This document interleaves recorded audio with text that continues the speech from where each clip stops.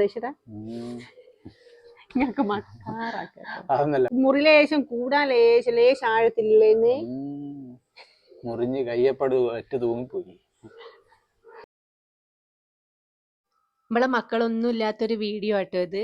3 പേരും പോയി. ഇപ്പൊ ഞാനും സജീഷേട്ടനും മാത്രമേ ഉള്ളൂ. എന്താ പറയാ, അടുക്കളയിൽ കയറിയിട്ട് വലിയ പണിയൊന്നും ഇല്ലാത്ത പോലെ തന്നെ ആകെ ഒരു 4 ദോശ ഉണ്ടാക്കണം, കുറച്ച് ചമ്മന്തി അരച്ച്, പിന്നെ സൈലന്റ് ആയുള്ള ഒരു അവസ്ഥയാട്ടോ. എനിക്ക് ഇതാ തീരെ സഹിക്കാൻ പറ്റാത്തത്. മക്കളൊന്നും ഇല്ലാണ്ടുള്ള ഞങ്ങളെ വീടിന്റെ ഒരു അവസ്ഥ കാണണം നിങ്ങൾക്ക്. ഇങ്ങനെയാണ് ഉണ്ടാവുക.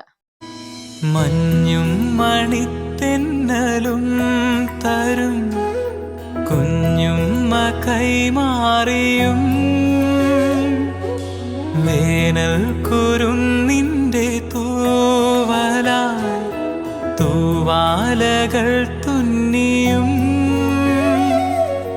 പാടാത്ത പാട്ടിൻ്റെ റൂമിലേക്കൊക്കെ പോകുമ്പോൾ എന്ന് വെച്ചാൽ നമുക്ക് ഭയങ്കര ഫീലിങ്സ് ആട്ടോ.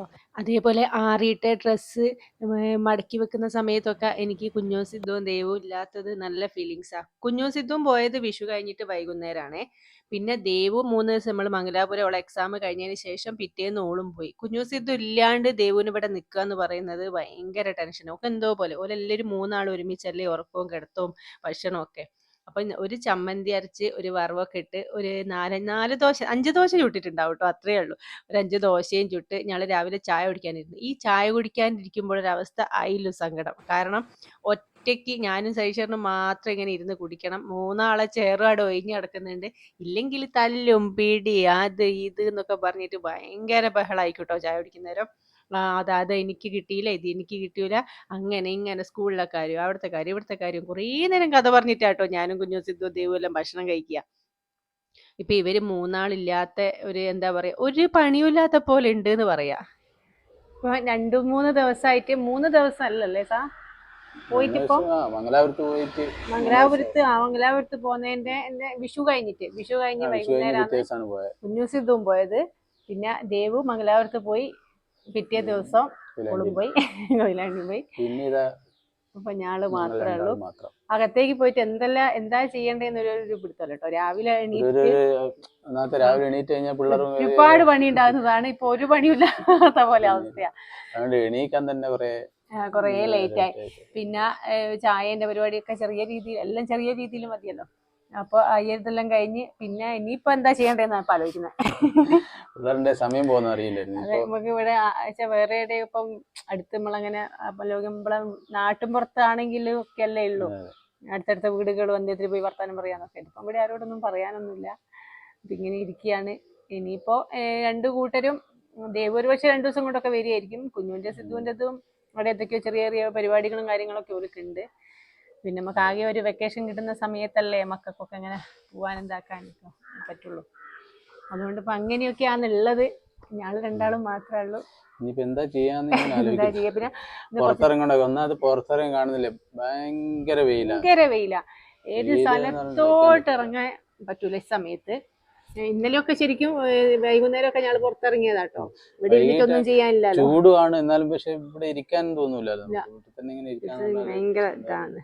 പ്രത്യേകിച്ച് മക്കളും കൂടി ഇല്ലാത്തവരും വീട്ടിലിരിക്കാന്ന് പറഞ്ഞു കഴിഞ്ഞാൽ ഭയങ്കര ബുദ്ധിമുട്ടാണ്. ഇരിക്കുമ്പോ അടിയോ പിടിയോ വർത്താനോ എൻ്റെ അമ്മ ഇങ്ങനെ ഒച്ചയിട്ട് അങ്ങോട്ടും ഇങ്ങോട്ടും പറഞ്ഞൊക്കെ പോകും. ഇതിപ്പോ ഒന്നുമില്ല. അതുകൊണ്ട് ഇങ്ങനെ ഒത്തിരി ഇനിയിപ്പോ വൈകുന്നേരം ആയിട്ട് വേണം എങ്ങോട്ടെങ്കിലും പോകാനോ വരാനോ ഇതാക്കാനൊക്കെ. അപ്പൊ നമ്മളെ മക്കളില്ലാത്തൊരു എന്താ പറയാ 2-3 ദിവസം, 2-3 ഒരു 2 ആഴ്ചയൊക്കെ ഉണ്ടാവും ചിലപ്പോ. അങ്ങനെ ഒരു വരുന്നതിനനുസരിച്ചാണ്. അപ്പൊ ഇത് കണ്ടേരാൻ കുറെ ആൾക്കാർ ചോദിക്കുന്നുണ്ട് എന്താ കൈക്ക് വരും, ചേച്ചിയുടെ കൈക്ക് എന്താ പറ്റും? ഒന്നുമില്ല, ചെറുതായിട്ടൊന്ന് മുറിഞ്ഞേനായിട്ട്. അതൊന്നല്ലേ, ചെറുതായിട്ട് ലേശം കട്ടിയിലായി പോയി. അത് വിഷുവിന്റെ ഇതൊക്കെ സാധാരണ ചെറിയൊരു മുറി ഉണ്ട്. പിന്നെ ബോധം പോയി. പിന്നെ പാത്രം കഴുകുകയൊക്കെ ചെയ്യൂലേ. പിന്നെ എവിടെ തട്ടിപ്പോകുമ്പോ ചോര ഇരുന്നുണ്ട്. കുഞ്ഞുവിനോട് സിദ്ധുവിനോട് ചോദിച്ചറിയോ, ഇതില്ലേ ഇങ്ങനെ പച്ചക്കറിന്റെ കവറ് മുറിച്ചതാ. കവറിന്റെ സൈഡ് കൂടി പോയിട്ട് ഇതങ്ങോട്ട് മുറിഞ്ഞു. പിന്നെ തട്ടുമ്പോ ചോര ഇരുന്നുണ്ട്.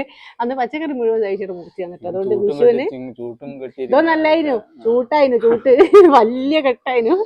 പിന്നെ ഞാൻ ഇതിലോട്ട് മാറ്റിയട്ടോ. പക്ഷെ ഇപ്പൊ ആകെ സമാധാനം ഉണ്ട്. ഏടെയും തട്ടിപ്പോയാലും വലിയ ഇടങ്ങാറുണ്ടാവില്ല. ഇപ്പൊ ഏകദേശം ഒക്കെ ഉണങ്ങി പോയി. പിന്നെ ഇതിന് കെട്ടി നിൽക്കുമ്പോ എനിക്കൊരു ആശ്വാസം. മറ്റേ തിരുമ്പലും എല്ലാം കൈകൊണ്ടാക്കുന്ന എല്ലാം ആക്കുമ്പോ ഇതിലോട്ട് വെള്ളം പോവും. ഞങ്ങൾക്ക് മക്കാറാക്കാം അതൊന്നല്ല, പണ്ട് നമ്മൾ കോളേജിലൊക്കെ പഠിക്കുന്ന സമയത്ത് ആൾക്കാർ ചോദിക്കാൻ വേണ്ടിട്ട്. ഇല്ലാത്ത ചെറുതായ ചെറിയ മുറിയെല്ലാം എനിക്ക് എനിക്ക് സിനിമയിലൊക്കെ പ്ലാസ്റ്ററിലോട്ട് ഇവിടെയൊക്കെ ഇങ്ങനെ ഒട്ടിച്ച് പോകുമ്പോ എനിക്കൊരു ഇഷ്ടമായിരുന്നു അങ്ങനെ. ആൾക്കാർ ഇങ്ങനെ ചോദിക്കുമല്ലോ, നമ്മളെ ശ്രദ്ധിക്കും എന്തായിട്ട് എന്തായിട്ട് കഴിക്കുന്ന പറ്റി.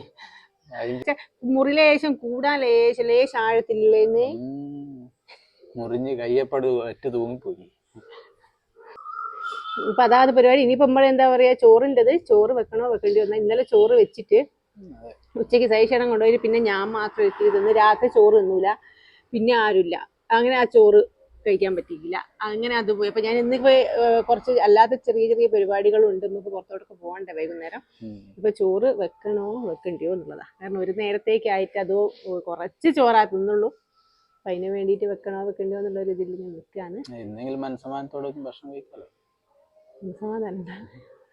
പിന്നെ ഇനിയിപ്പോ കുളിക്കലുണ്ട്, തിരുമ്പല് കഴിഞ്ഞ് എല്ലാം കഴിഞ്ഞ് എല്ലാ പരിപാടിയും എന്താ കഴിഞ്ഞ്. ചെയ്യണോ?